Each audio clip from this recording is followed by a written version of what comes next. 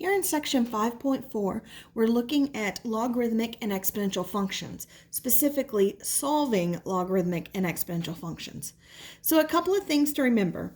First off is that the log form and the exponential form are equivalent. We can convert back and forth between the two forms without changing anything. It gives us the same results. It's equivalent. That's going to be the basis of solving this. When we are solving, we're really just adding another layer to our solving.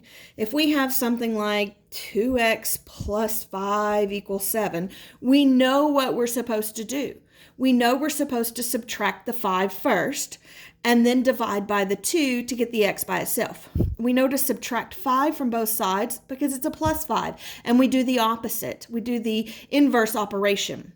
Same thing, once we subtract the 5, we know that we're going to divide by 2 because this is multiplication, and we undo multiplication using division. So we undo the addition and subtraction first using the opposite, the inverse operation. We undo the multiplication and division next using the inverse operation. And then we're just going to add another layer to that now so that instead of x, we end up with log x. And so we're going to undo a log by rewriting it as an exponential. We're going to undo an exponential by rewriting it as a log. So it's just going to add another layer to our solving. Instead of having x here, we'll have a log that will convert to an exponential, or we'll have an exponential that will convert to a log. But we're still solving the exact same way we always have. We just have another step in our solving now. A couple of other things to remember: the product, quotient, and power rules. Remember, in order to solve, we have to isolate the variable, or in this case, isolate the log or the exponential. So we have to get the log by itself first, a single log by itself. And so in order to do that, sometimes we're going to have to combine logs using our product, quotient, or power rule. And then the last thing, we have this property here that says if I have two logs that are equal and they have the same base, then what I'm taking the logs of must be equal as well. Remember, we did this same rule with exponentials, and logs are just exponents, so it still holds in log form. So that if I have log equal to a log, single log equal to a single log, and they have the same base, then I can drop the logs and get just the x equal to the y. What I'm taking the log of equal to what I'm taking the log of. All right, so let's try a few examples. On the first one, remember the first thing we want to do is isolate the exponential or the log.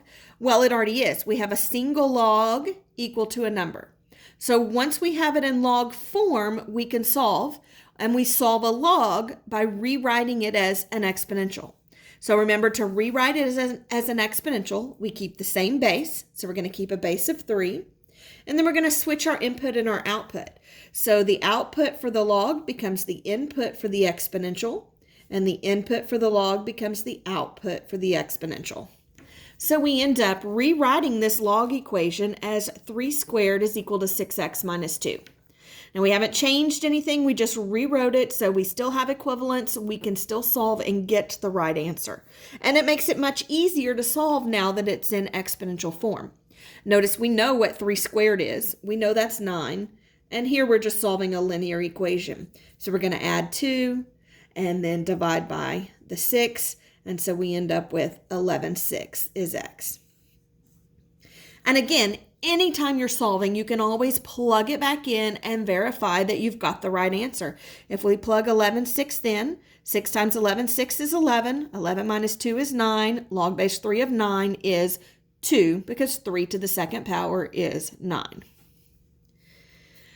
On the next one, notice we've got a single log and it's equal to a single log. So instead of a log equal to a number, what we have looks suspiciously like this last property. We have a log equal to a log and they have the same base. In this case, they're both base e. Remember, the natural log is log base e. So because it's a log equal to a log and they have the same base, we can basically drop the logs. And we end up with just the x plus 3 equal to the 2x minus 5. Again, at this point, we've got a linear equation. We can easily solve a linear equation. We solve like normal. We can move the x that way, subtract x from both sides, and then add the 5, and we get x equal 8. Again, you can plug it back in and check and make sure it works, and it does. On part C, notice we've got a log minus a log equal to a -1. Well, we don't have a log equal to a log like we did in part B, so we can't just drop the logs. Even if we moved one to the other side, we still wouldn't have a log equal to a log because of that -1. So we can't use this property. We're actually going to have to solve. And remember, in order to solve by rewriting it as an exponential, we have to have a single log equal to a number. That's not what we have here. We have a log minus a log equal to a number. So we're going to have to condense this to a single log first by using our quotient rule. The quotient rule says if I have subtraction, I can rewrite it as a quotient. So rewriting this left-hand side, I end up with the log of x over x plus 4 is equal to -1. Now that we've rewritten it using the quotient rule, we can see that we do have a log equal to a number, and we can easily solve a log equation by rewriting it as an exponential. So to rewrite this as an exponential, remember we keep the same base, and when it doesn't have a base written, it's understood to be base 10. So we have a base of 10, so we get 10 raised to the -1 is equal to x over x plus 4. Now remember, 10 raised to the -1, well, the negative exponent makes it a fraction. And so it moves that to the bottom. And so we end up with 1/10. 10 to the -1 is the same as 1 over 10. At this point, when we're solving, we can cross multiply, or you can eliminate your fractions by multiplying by your LCD, which would be 10 times x plus 4. The x plus 4 would cancel here, you get 10 times x. The 10 would cancel here, you get x plus 4 times 1. Notice that's what you get if you cross multiply. X plus 4 times 1 is equal to 10 times x. Again, now we're left with a linear equation we can easily solve. Subtract the x, divide by 9, and we get 4/9. Again, you can plug it in to check. It does work out. Notice on the next one, it's a little tricky as well. We don't have a log equal to a log because we've got this -1 here. So we can't just drop the logs using this property. But again, we have to have a single log equal to a number in order to rewrite it as an exponential. And we don't have that yet, but we can get that. Notice if we move this to the other side, then we'll have 2 logs equal to a number, and we can combine those. So to move this to the other side, I'm going to subtract it from both sides. That's going to leave me a -1 is equal to the natural log of the x minus 2. And then I'm going to subtract this from both sides, so minus the natural log of the 2x plus 1. And now we can rewrite this using our quotient rule again. It's minus, so we know we're going to rewrite it as a quotient so that we will, in fact, have the log equal to a number, a single log equal to a number. At which point we can solve. We solve a log by rewriting it as an exponential. In this case, our base is e. Log base e is the natural log. So we rewrite it as e. Our output for the log becomes our input for the exponential, and then our input for the log becomes our output for the exponential. Again, e to the -1, anything to the -1 makes it a fraction, so we can rewrite that as 1 over e is equal to x minus 2 over 2x plus 1. Again, we can cross multiply, and we end up with the 1 times 2x plus 1 is equal to the e times x minus 2. Remember, you do need parentheses. You're multiplying e by the whole thing, not just the first part of it. At this point, we need to distribute. Remember, e is just a number. It's 2.71828, so on and so forth forever. So if you want to rewrite it as a number, we can. We can write it as 2.718 times x minus 2, at which point it makes it easier to see that our next step is to distribute. So when we distribute, we get the 2x plus 1 is equal to 2.718x minus 5.436. At this point, we're just solving. Might be easiest to move the 2x over, so we're going to subtract the 2x from both sides. And so 2.718 minus 2 gives us 0.718x is equal to, let's rewrite it to where we have, when we subtract the 2x, we have 1 is equal to, when we subtract the 2x, we get the 0.718x minus the 5.436. Then we can move the 5.436 over by adding it to both sides. And so when we add it, we get 6.43x is equal to 0.718x, and then that goes away. And then dividing both sides by the 0.718, we end up with x is equal to 8.964. Now we rounded e to 2.718. So depending on how many decimal places you use, obviously the more decimal places you use, the more exact your answer will be. If you didn't round at all, if you use the E button every time instead of rounding it to 2.718, you actually end up with 8.961 if not rounded. So we get pretty close by using 3 decimal places. If you had only used 2 decimal places, you would end up with 8.94. Not quite as close. So the more decimal places we use, the more accurate our answer will be. All right, on problem E, notice we've got a log plus a log equal to a log. Well, we can't just use the property where we drop the logs, because remember that has to be a single log equal to a single log. So what we're going to have to do first is combine these two into a single log, and we're going to do that using our product rule. Remember, when it's plus, we can combine them into the product. And so we end up with the log of the product. We end up with the natural log of k plus 5 times k plus 2 is equal to the natural log of 18k. Now at this point, or at some point, we're going to have to go ahead and multiply this out. So we can do it now if we want to, or we can drop the logs first and then do it. Either way, when we multiply that out, we end up with k squared. You get a plus 2k and a plus 5k, which combine to give you 7k. And then you get a plus 10 is equal to the natural log of 18k.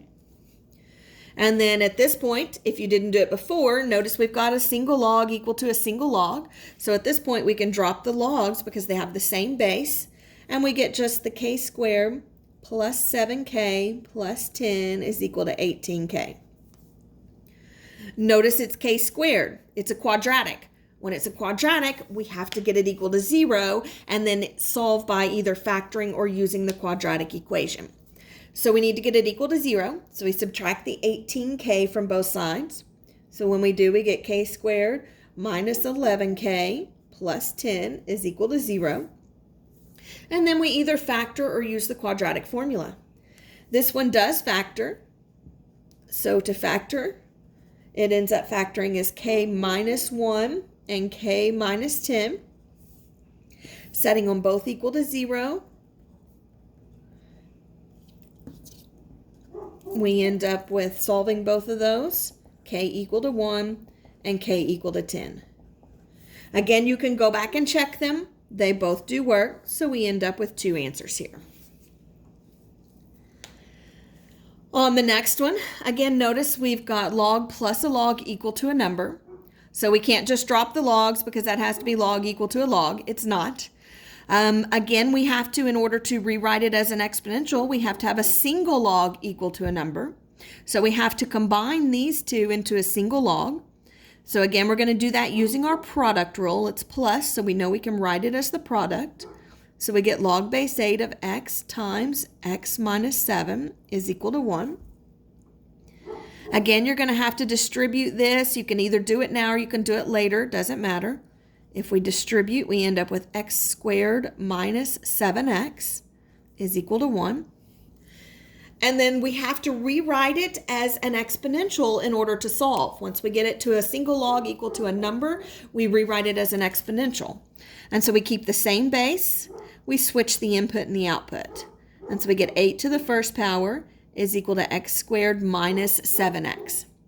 Well, 8 to the first power is just 8.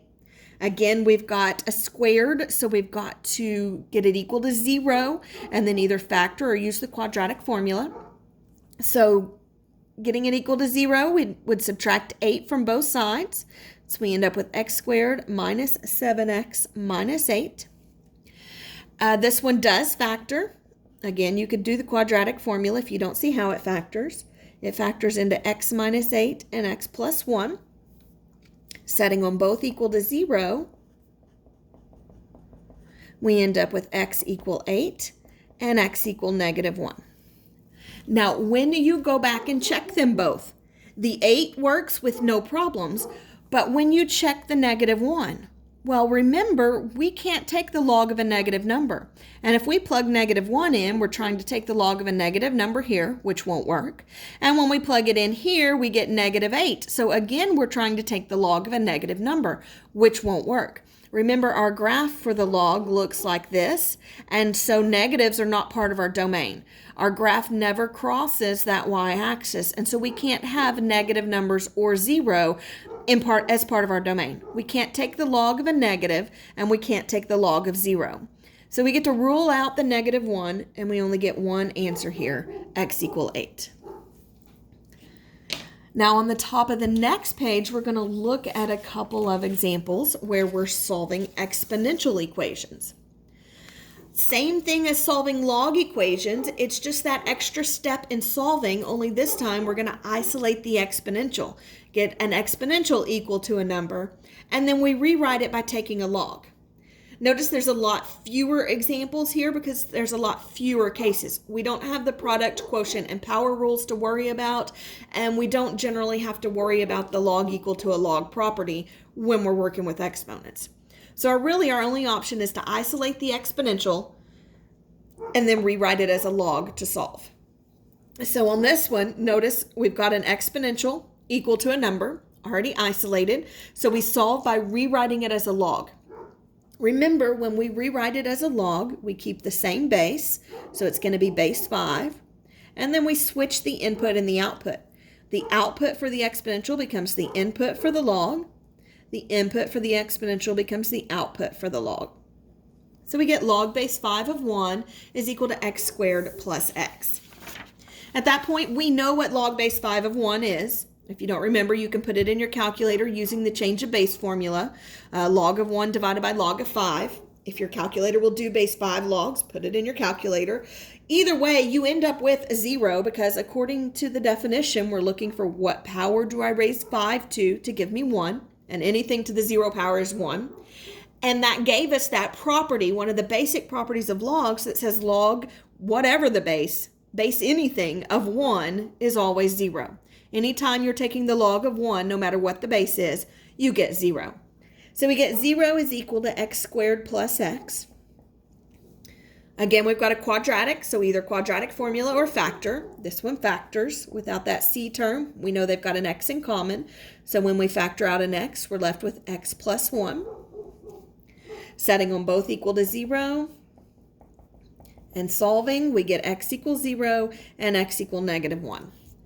Now, again, you can go back and check, plug them in. We get 0 squared plus 0. That gives us 0. 5 to the 0 is 1. That one works. Plug in negative 1. Negative 1 squared is positive 1. 1 plus negative 1 is 0. 5 to the 0 is 1. Again, that one works. We don't have to worry about that exception of you can't take the log of a negative or 0 with an exponential. Remember, our exponential graph was the one that went like this. And so we didn't have any problem spots. Our domain was all real numbers. We can use anything for x with our exponentials. On the next one, remember we want to isolate the exponential. Get the exponential by itself first. There's our exponential, e to the x. So notice we've got 2 times e to the x plus 1 is equal to 10. You can either distribute or you can go ahead and divide both sides by 2, in which case you get e to the x plus 1 is equal to 5. Now we would subtract the 1 from both sides. We get e to the x is equal to 4. And then we've got the exponential isolated by itself. We've got an exponential equal to a number, so we rewrite it as a log in order to solve it. When we rewrite it as a log, we get log base c. Well, log base c is the natural log, and then we switch the input and output. So log base c of 4, natural log of 4, is equal to x. And so here's your exact answer. If you needed to rewrite that as a decimal, you could put it in your calculator, and you see that the natural log of 4 is approximately 1.386.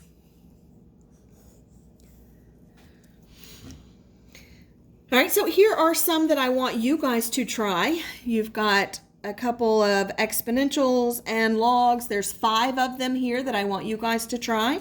Round your answers to 3 decimal places when necessary. I'm going to stop this video here, and I'll let you guys try these on your own. And once you've tried them, then start part 2, and we'll work them out together.